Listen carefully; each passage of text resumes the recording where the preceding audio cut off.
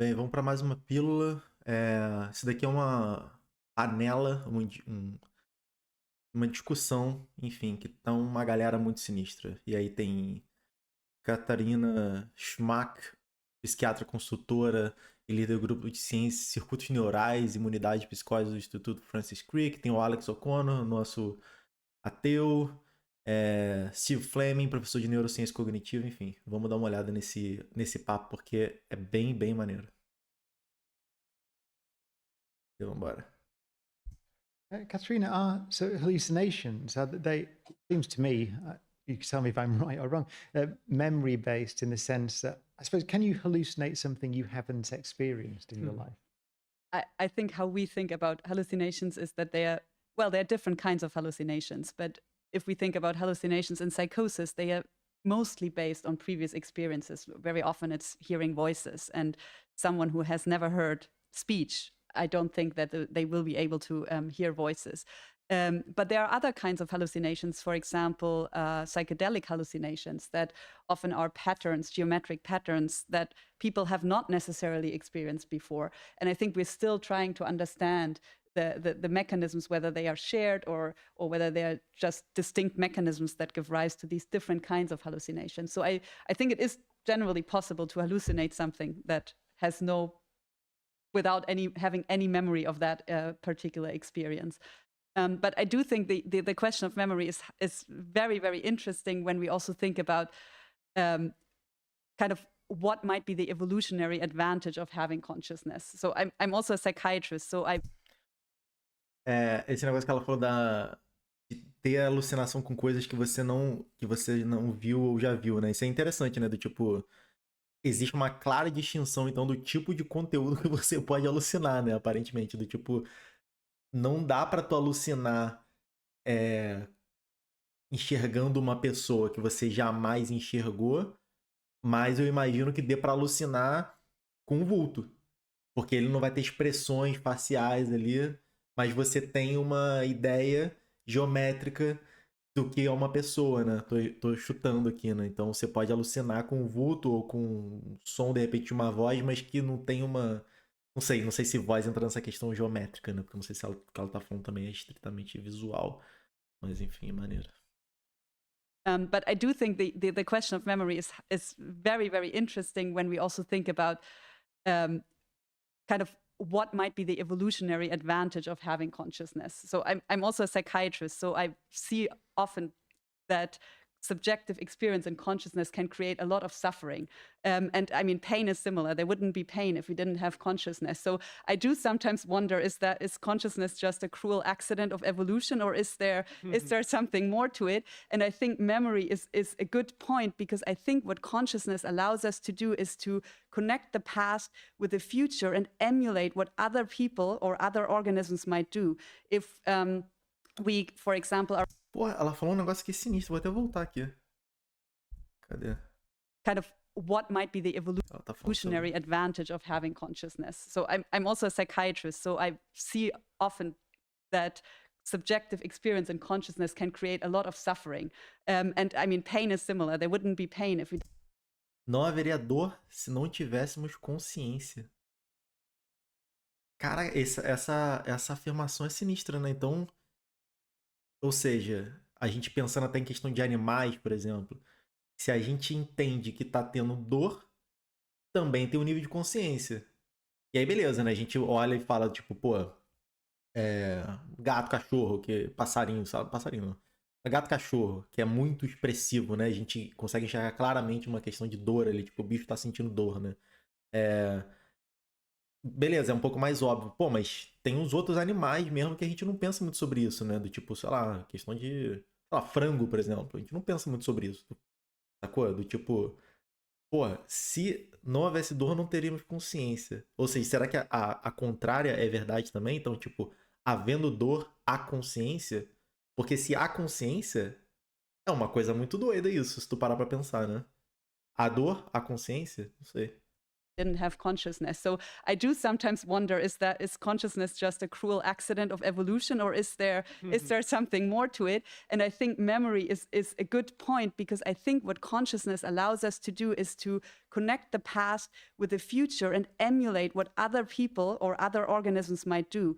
If we, for example, are able to know what it is like to feel fear or to feel pain, we might be able to see someone experiencing fear or pain, and we might know what is going on for this person. For example, we sit around a campfire, having like a party around the campfire. Suddenly someone jumps out with wide open eyes and stares into the corner.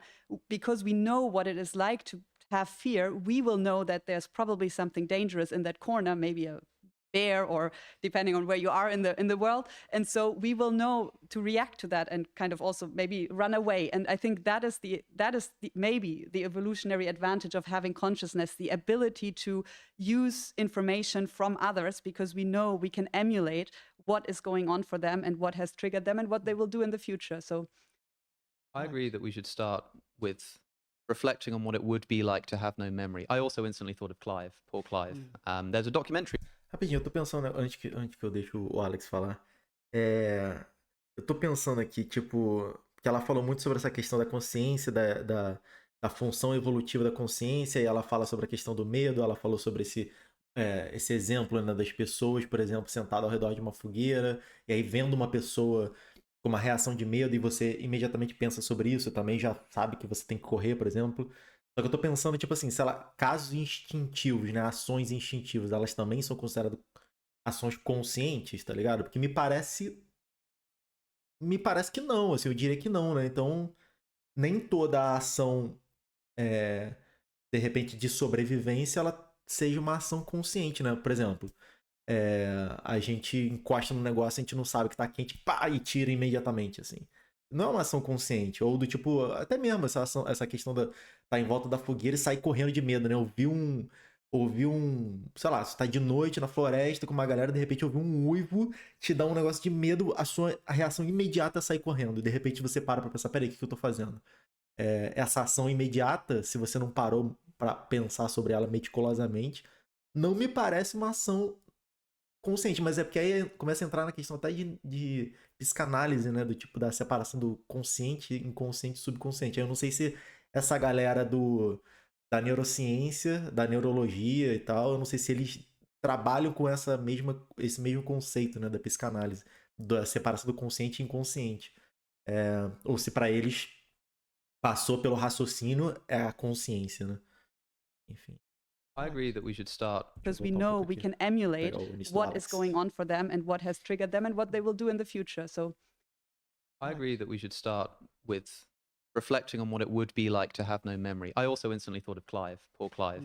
There's a documentary you can watch on YouTube for free.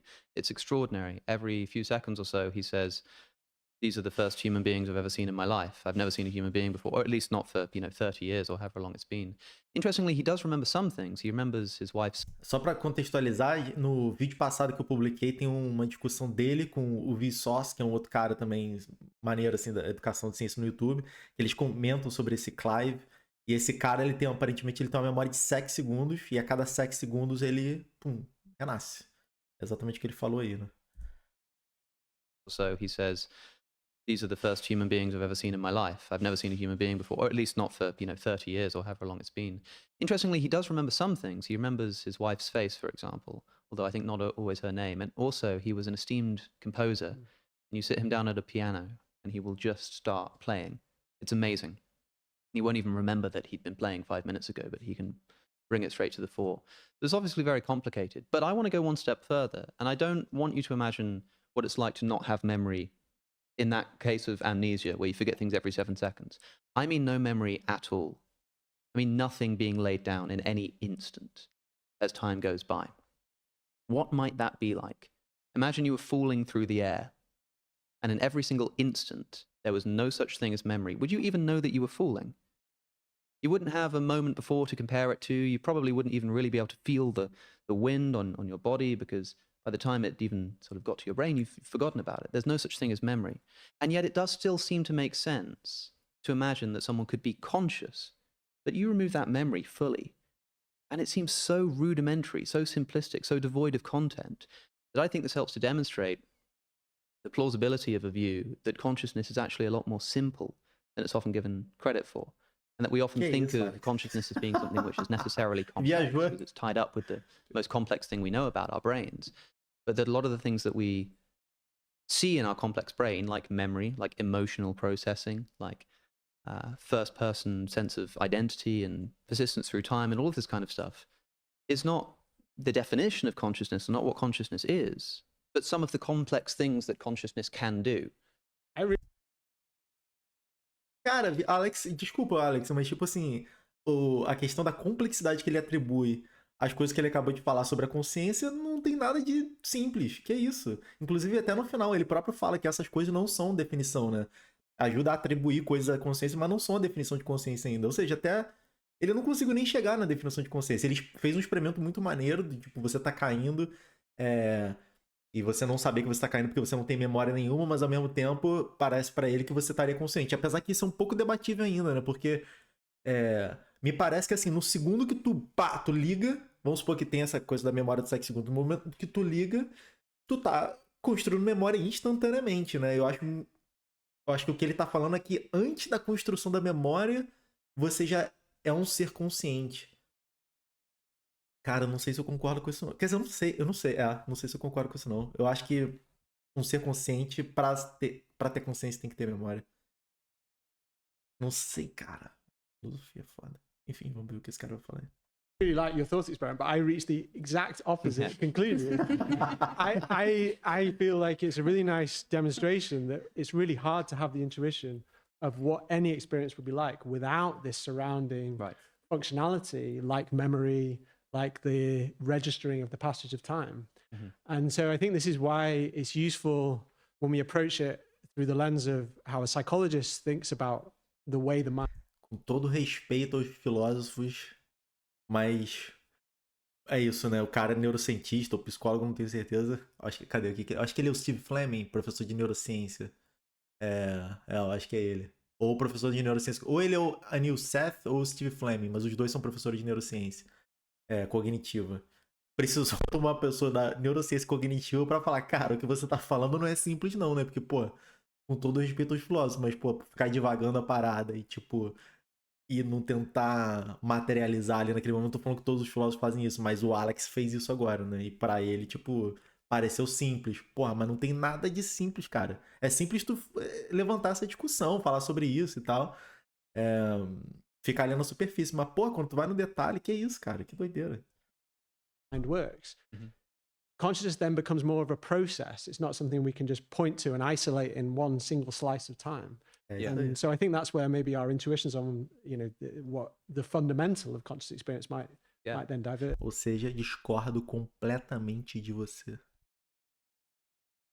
So I think that's where maybe our intuitions on, what the fundamental of conscious experience might then diverge. That will depend on your ability to imagine, which is not not to say that you should or shouldn't be able to imagine this, but just if you're trying to work this out for yourself and what you think about the world, one place to start might be, is such a person conscious? Is it possible to even make sense of a concept of somebody who's conscious and yet has no memory?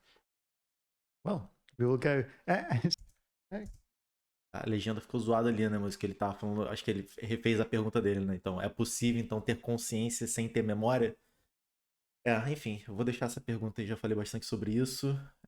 Me diga o que vocês acham. Mas esse é um assunto... Eu gosto do fato desse assunto ser quase eterno.